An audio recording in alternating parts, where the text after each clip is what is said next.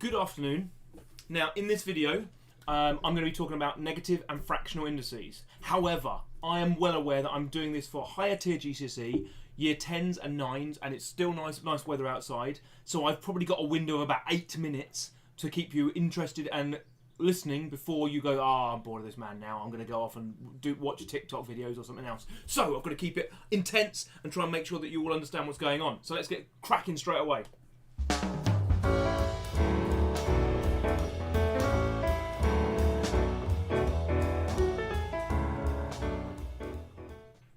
So I'm going to go straight away into the area where I'm going to talk about this, and what I'm going to do is I'm going to build it from the video I did earlier in the week for secondary school, which was on the index rules of multiplying and adding, powers, dividing powers, and raising a power to a power.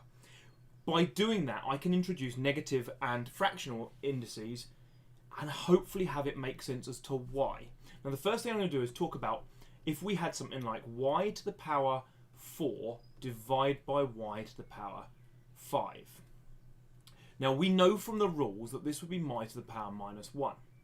But if we then build it to where that comes from, it's y times y times y times y, all divided by y times y times y times y times y.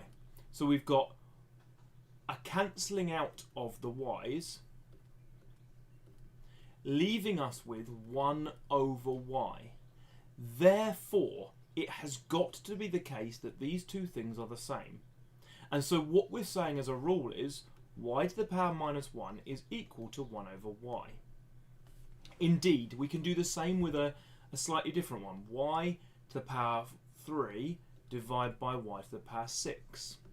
That would be y times y times y divided by y times y times y times y times y times y.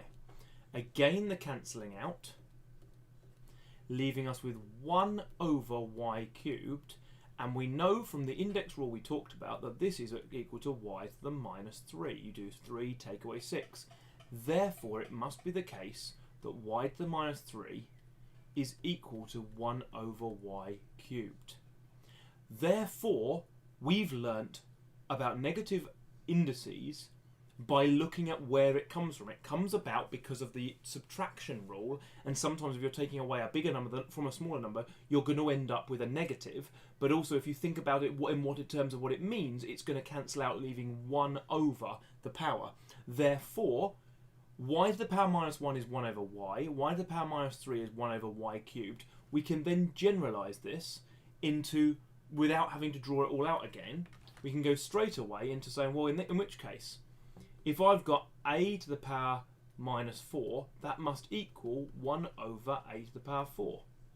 If we've got 2x to the power minus 3, it's the same as 1 over 2x cubed. And we then go, well, this is the same as 1 over 2 cubed x cubed, or 1 over 8x cubed. I'm just building in a little bit of reminder of other things just to make sure that people are thinking. But the minus bit, the first thing we deal with is we go, it's 1 over the positive power. There's no taking away, there's no jiggery-pokery, there's no cleverness. It's just, we've understood, hopefully, from the previous slide, why this comes about. This is just saying, whatever the thing is, even if it's just 7 to the power minus 2, is 1 over 7 squared, which is 1 over 49. Nothing clever going on, just the minus makes it 1 over, and then we solve the problem. So we're just simplifying by whatever means and effort. 10 to the power minus 4 is 1 over 10 to the power 4 equals 1 over 10,000. So every time you're coming across a negative power, the first thing you're going to do is to make it 1 over the positive power. Get rid of the negative straight away. The negative power is 1 over the positive power. So, coming straight back into me, that's the first element I need you mastering. So in today's thing, there's 3 things. I promised I wouldn't keep it long because I know it's hot and attention spans and things, and I want to make sure it's understood. So we've got the first element here is that the negative power is 1 over the positive power. Straightforward, and I've shown you why that comes about. The next thing I'm going to show you about is fractional powers. Similar idea. If I start a new page, if I write this down, we learnt that y to the power 2 times y to the power 2 is y to the power 4. Y to the power 3 times y to the power 5. We learnt this the other day, because you add the powers, right? Therefore, y to the power half times y to the power of a half must equal y to the power half plus a half. I'm well aware that there's drilling going on outside. Can't be helped. Half out of half is 1. Therefore, this is y to the power 1.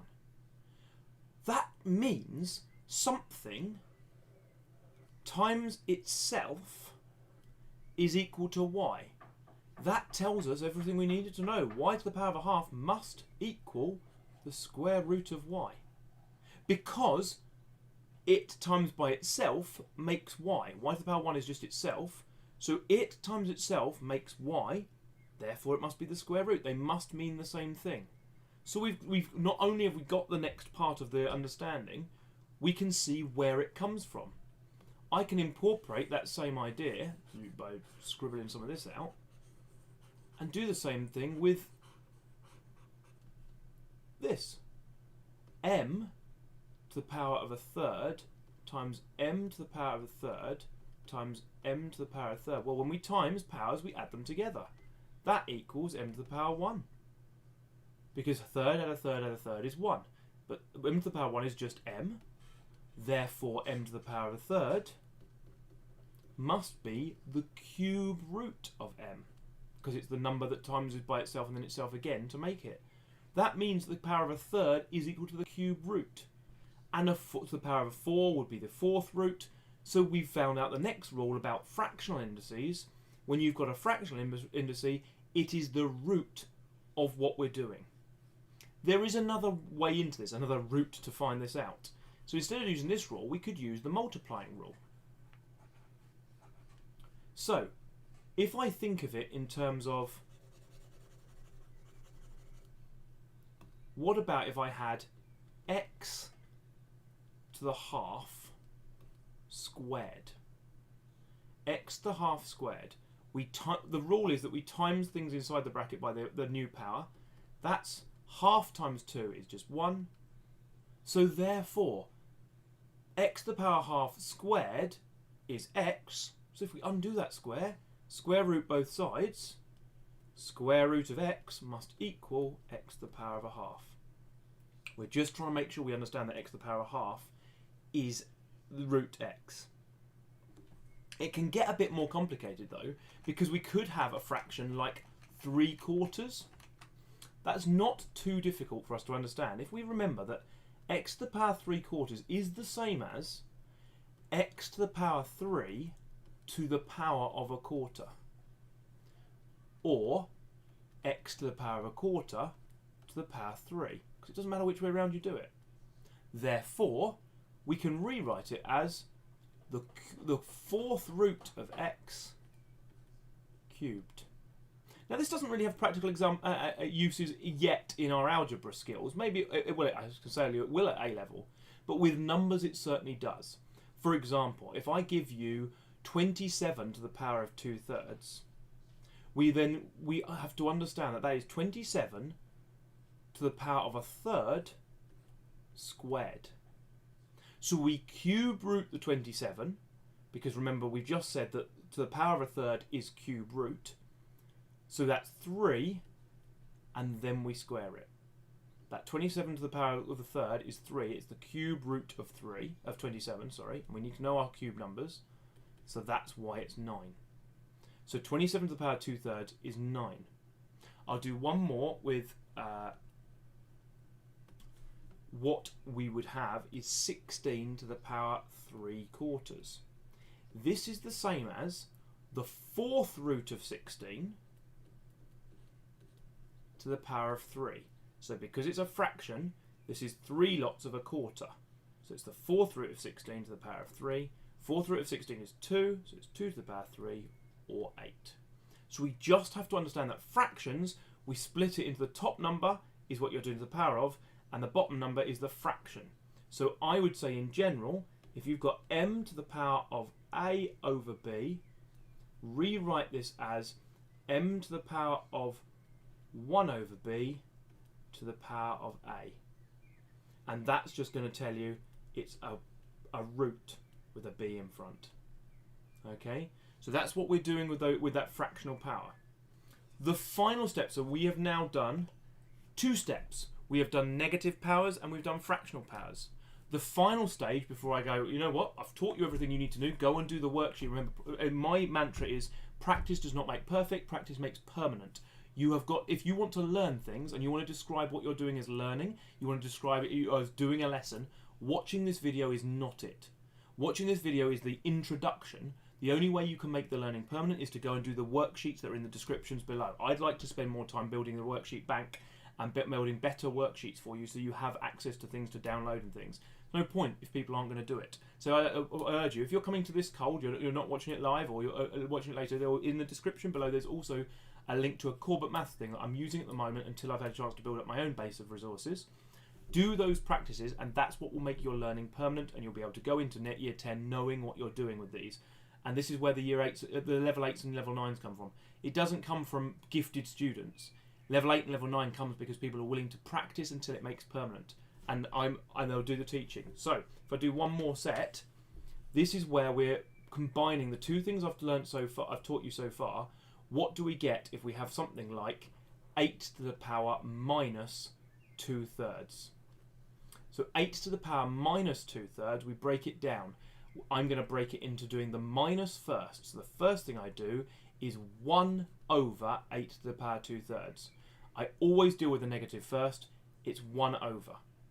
Then I'm going to do, well, that is 1 over the cube root of 8 squared. Use the bottom of the fraction to do the root, the top to do the power. So it's 1 over 2 squared. So the answer would be 1 over 4.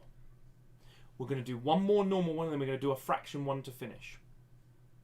So the next one we're going to do is we're going to do 81 to the power of minus 1/4 is, flip it over, 1 over 81 to the power of 1/4. It only has 1/4, so it's 1 over 81 to the power, to the 4th root, and that is 1 over root 3, but with a 4th root, it's going to be plus or minus. The same with square root. If you've got an even numbered root, it's going to be plus or minus. I'm only speaking to the people who want to get level 9s. If you want to get a level 9, you need to understand that 4th roots and square roots have a plus and a minus version, because 1 over root 3 times 1 over root 3 times 1 over root 3 times 1 over root 3 is equal to 1 over 81, but so is minus 1 over root 3 times minus 1 over root 3. I could keep writing these, so just give me 2 seconds. They both make 1 over 81 because the negatives cancel out, and that will make 1 over 81, and I'm just going to try and get this out of the way so you can see what's going on. Okay, so that's 1 over 81 too. That is why we have to have a plus and a minus version. I haven't been showing it, so it's now on the screen. So you've just been seeing my face, which is not useful, but at least you've been able to hear what I've been saying. So it's 1 over root 81. So hopefully you can see what I've done here. I've done 8 to the power minus 2/3 is 1 over 8 to sorry, Izzy. Hopefully you can see the screen, and I'll go through again what I was saying. 8 to the minus 2/3 is 1 over 8 to the 2/3, which is 1 over root 8 squared, which is 1 over 2 squared, which is 1 over 4. It's a step-by-step approach. What I've then said for this one, the question was, I'm going to draw a little box around here. The question was, what is 81 to the minus 1/4? Well, the minus makes it 1 over 81 to the quarter, which is the 4th root of 81. But if you've got a 4th root or a square root of a number, it can be a plus or minus answer. So you've got there 2 possible answers. Now, the final thing I said I was going to do, sorry for not showing the screen there, is what happens if it's already a fraction. That could happen in this situation. 8 over 27 to the minus 2/3. if I've got one like this, the first thing I do with the minus is flip the fraction upside down. So that makes it 2/3. So the minus, if it's a whole number, it makes it 1 over. If it's already a fraction, it flips it upside down. Then we do the cube root of 27 over 8, all squared. We do the bottom bit is the root, the top bit is the power. Do the cube root first, so we get the cube root of 27 is 3, cube root of 8 is 2, so we've got that squared, and that is why the answer would be 9 over 4. Again, I hate the idea of the answer. I try and pick myself up on it wherever I can. This simplifies to this. They are the same thing. It's not so much an answer, because it's not a question. It's just these are the same as each other, but this is in its simplest form, and that is the key to this skill. Being able to write powers or indices in their simplest form. Now, I'm well aware that this is not a video that necessarily has got lots of people watching live, but that it might be one that people will watch at a later date. Maybe they'll become aware of it, maybe some of the students I work with, but also this is useful for GCSE revision, and when people come across it, they might come across it then. So hope this has been useful. I've been Mr. Harris. There's a whole range of videos on my channel. Thank you for joining me. If you have watched it through, feel free to put comments underneath if you've got any questions. I've been Mr. Harris. You haven't. Thank you for joining me, and I'll speak to you soon.